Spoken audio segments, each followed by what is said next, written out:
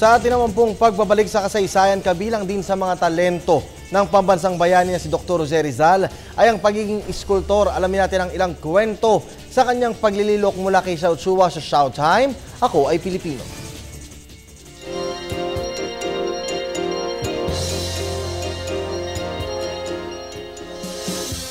Showtime!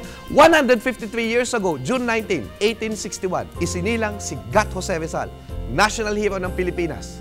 Sabi nila, ang Rizal, siya ang orihinal na talentadong Pinoy dahil sa dami ng kanyang talento. Liban sa kanyang talent sa pagkatuto ng wika, pagsusulat, panggagamot sa mata, agham at pagguhit at pagpinta, si Rizal din ay iskultor. Bata pa lamang siya, sinasabing nililok na niya ang mga imahe ng mga sikat na tao tulad ni Napoleon Bonaparte, ang emperador Pransesa na nababasa niya sa kanilang 1,000 aklat sa kanilang tahanan sa Calamba, Laguna.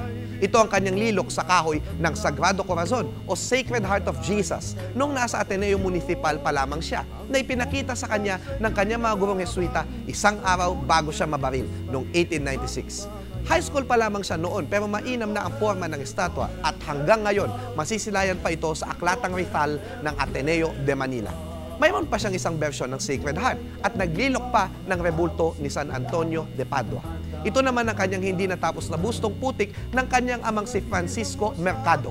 Ang kanyang guro sa Ateneo na si Father Guerrico na ngayon ay nawasak na at hindi nakumpleto at isang ulo ng babae sa dapitan.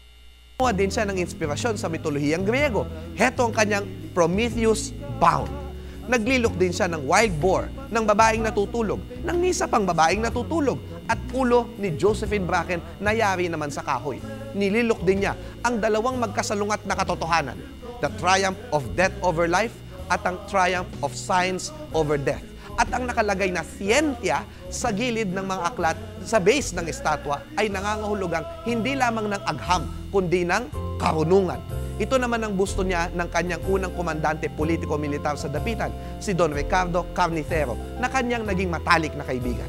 Ang busto ni Carnicero kasama ang mga obrang Ang Ermitanyo at Labanderang Tagadapitan ay makikita sa Silid Rizal ng National Art Gallery ng National Museum of the Philippines. Kabilang din sa koleksyon yon ang isang obra na may kwento. Minsan raw sa dapitan, ang mga estudyante ni Rizal ay tumungo sa ilog at sinundan sila ng tuta ng aso ni Rizal na si Syria. Ayon, nakain ng buhaya ang tuta. Nalungkot si Rizal para sa masisilayan ng kanyang supling, kaya nililok niya ang isang hinirayang eksena na sinusubo ng buhaya ang tuta, ngunit kinagat ni Syria ang buhaya bilang pagganti ng ina. Tinawag itong a mother's revenge. Makikita na tunay na artist ang Lolo Jose. Ang lahat ng kanyang ginagawa ay nilalagyan niya ng puso at pagmamahal.